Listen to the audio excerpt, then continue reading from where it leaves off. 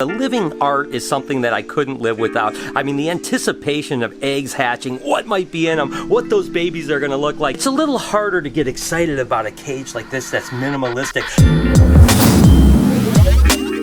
Hey, good morning everybody and welcome to the vlog. You know, I absolutely love BHB Reptiles. And I certainly love the Reptarium. And I hope the start of your day is absolutely incredible. You know, I've been breeding snakes here at BHB Reptiles for almost 30 years. And although the Reptarium has only been open for about 8 months, I guess I've been working on it for close to a year now, it seems like I could almost hardly remember life without it. One of the things that I really love about BHB Reptiles, and again, I've been doing this since I was a kid, is the variety of animals. I mean, just take a look at all of the different things I get to mess around with every single day. This is an albino checkered garter snake that's actually het for granite. The granite is like this speckly animal that is super cool, and we should produce a bunch of them this year. Or take a look at this aneurystic Brooks king snake. The first ones were actually produced by a guy named Lloyd Lemke out in California, and when they were first produced, they were really weak and they didn't really reproduce well. That kind of goes to show you that sometimes early on in mutations, they're not really strong, and just with some increased amount of gene pool, they become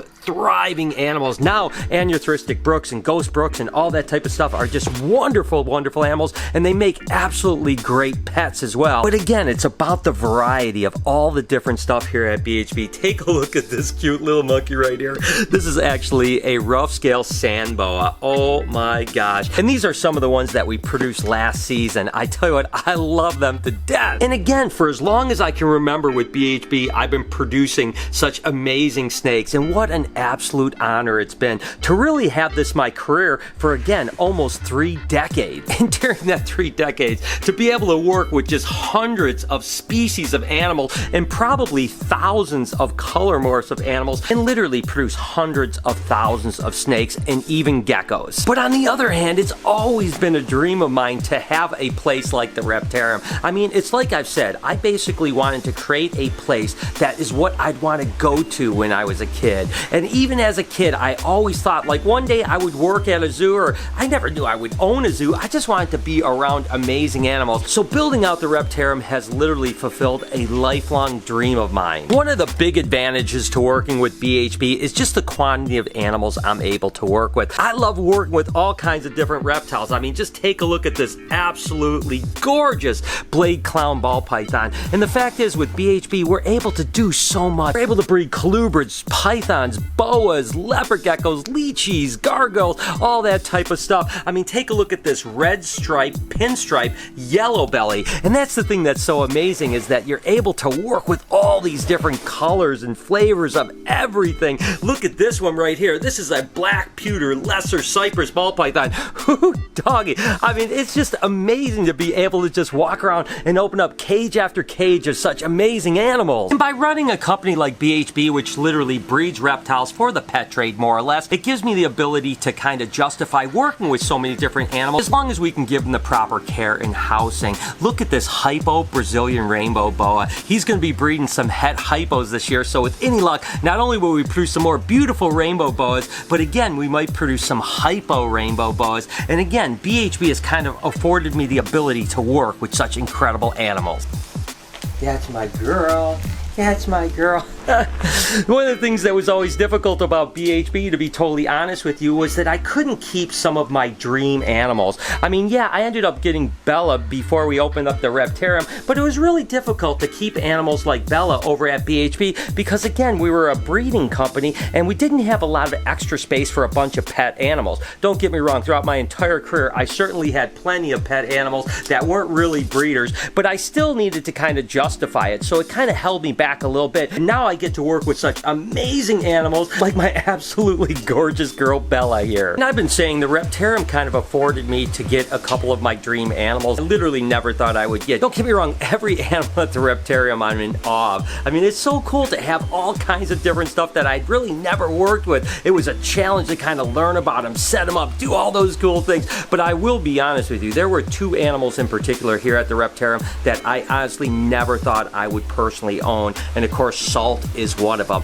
I remember seeing the first albino alligator years ago by a guy named Don Kay, who had brokered some for the St. Augustine Gator Farm. He was trying to sell them, and I remember holding one going, oh my god, this is such an amazing animal, but there was just no way that I could justify buying one. Not only was it a lot of money, but what was I going to do with it? To have a pet that's worth that kind of money just didn't make sense, and I cannot even tell you how over the top happy I am and in complete love I am with my girl Salt. And honestly, the other animal I never thought I would actually own is either a Galapagos or an Aldalber tortoise. Of course, Matilda, my girl here, the Aldalber tortoise, is just such a beauty. And I guess I always thought that maybe I could get a baby, but I never thought I could literally keep one that's 100+ pounds and eventually several hundred pounds. Now we finally can justify getting animals like Matilda here. I tell you what, I am so over the top happy with her, and she is eating really good now. I mean, the first few days she didn't want to eat at all. Now she is just crushing food. Not only is she eating tons of the hay in here, but she's also eating tons of lettuce. We've got cactus coming. I mean, she is doing so well, and again, an absolute dream animal. But one of the things I couldn't live without when it comes to BHB is the living art. The fact that we can produce such amazing looking animals like this candy cane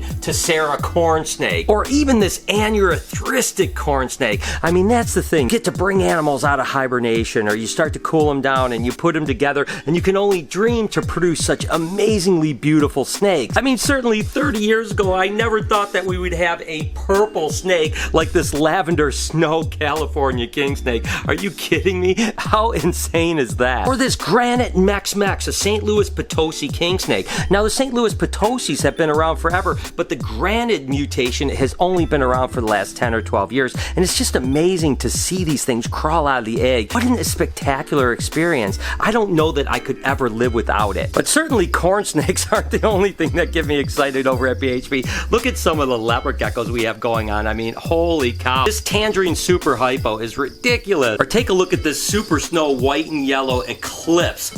Ooh, doggy, that thing is gorgeous. Or how about this white and yellow super raptor? Holy moly, that thing is cool. And then don't even get me started when it comes to ball pythons. I mean, look at this animal we produced last year. This is actually a red striped vanilla scream yellow belly. Or how about this ghost cypress honey right here? Look at how clean that is with that dorsal striping. Or this red striped, super striped spider ball python. My point is the living art is something that I couldn't live without. I mean, the anticipation of eggs hatching, what might be in them, what those babies are going to look like. Not to mention, when you produce a lot of snakes, you always get some surprises where something hatches and you're like, oh my god, I wasn't expecting it. Sometimes you don't even know what's going on with it. And to me now, it's not at all about the money. It's not the finances, because BHB is kind of more like a hobby to me, which I absolutely love, which really makes it even that much more fun. But now the educational part of the Reptarium is what I really wake up in the morning, I get most excited about. People come in, they're afraid of snakes, they maybe are excited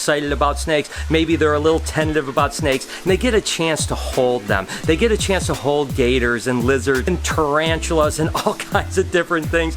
I love the fact that I can spend my life over at the Reptarium, whether it's a tour, open to the public, whatever the case may be, and actually educate people. That's what gets me up in the morning. That's what makes me the most excited about life right now, is educating people about these wonderful and sometimes misunderstood animals, and at the same time entertaining people. I know that so many people are going home after coming to the Reptarium and they're talking about it around their dinner tables or at night, and they're just saying, oh my god, I got a chance to hold a big snake, I got a chance to meet a tarantula, I got a chance to hold a two-headed snake or an albino alligator, things that they may never get a chance to do anywhere else, and that is what I absolutely adore about the Reptarium. But I couldn't imagine life without breeding reptiles, hatching all these amazing things. I mean, again, it's what I've done for almost 30 years, and it's just part of me. I mean, it's what I absolutely love to death. Now, I will say there are some cons to everything. I mean, it's not all roses, people. The truth is, as much as I love BHB, and I absolutely do, it's a little harder to get excited about a cage like this that's minimalistic for this Pueblan milk snake. You know, she has a water bowl, a hot spot, a clean cage, and pretty much everything she needs. But the fact is after building out these naturalistic enclosures over at the Reptarium, it's not as exciting to just open up a drawer. Even though I love looking at the snakes, you know, I kind of am obsessed with these naturalistic cages now.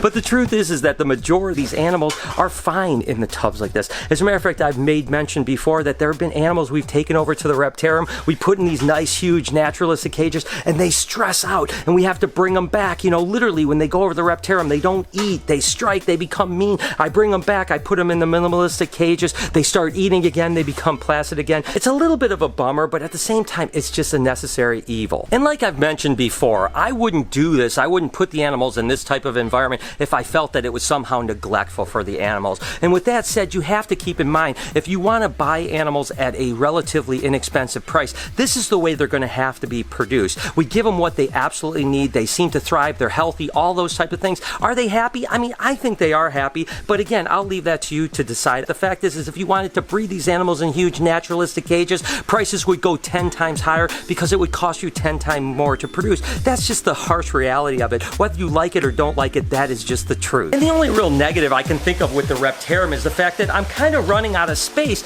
I'm running out of time. I've got so many ideas. There's so many things I want to do, and I'm kind of running out of the ability to do it at this place. Should I expand? Should I open up another one? I'm not 100% sure. Regardless, I love everything about this place, and I can't really think of anything negative other than the fact that, wow, with it being as busy as it is, it's definitely made my life much more busy than I ever expected. And two, the fact that I'd like to add more animals and add more displays, but we're kind of getting to the point where we don't have any space to add anything.